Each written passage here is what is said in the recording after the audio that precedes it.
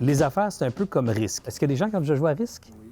OK. Camille, tu n'as jamais joué à risque? C'est un jeu relativement simple, c'est un jeu de conquête mondiale. OK?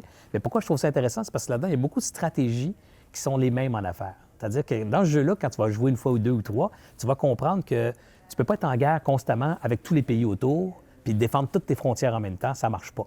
Et ceux qui gagnent, généralement, c'est ceux qui font les affaires tour après tour, ils engrangent des forces, des armées. Et à un moment donné, ils ont tellement de force dans leur pays qu'ils vont attaquer les pays limitrophes, puis là, ils vont déplacer leurs forces aux frontières pour faire des barrières à l'entrée pour les autres pays. Puis après, il y a 32-3 tours, se renforcent encore, puis ils refont la même stratégie. À un moment donné, boum, ils ramassent la planète. OK? Mais c'est un peu la même chose dans l'affaire. Tu sais, si tu commences au Québec, puis tu es sous-capitalisé, tu n'as pas beaucoup de ressources financières, puis tu dis, ah, bien, gardons ça, je vais aller faire la guerre en Ontario, puis je vais aller faire aussi la guerre dans le nord-est des États-Unis. Bien, moi, je te pose la même question qu'à risque, as-tu de l'argent? Parce qu'en affaires, les armées, les soldats, c'est du cash, c'est des ressources financières pour faire du bruit puis solliciter les marchés. Alors, si tu n'as pas cet argent-là, puis tu veux aller dans les marchés extérieurs, bien, ça va être difficile. Tu ne pourras pas tenir la guerre longtemps. Alors maintenant, tu me dis, Serge, ça vaut-il la peine d'ouvrir un site web pour ramasser ces opportunités-là? Bien oui.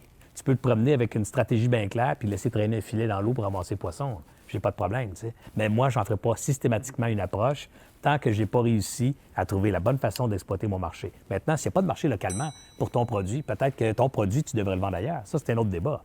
Mais tu sais, s'il y a une présence de marché local pour ton produit, puis ce marché-là est suffisamment important pour te faire vivre, mettons, un bout de temps, bien, tu devrais exploiter ce marché-là correctement avant d'aller tenter de te battre contre les autres.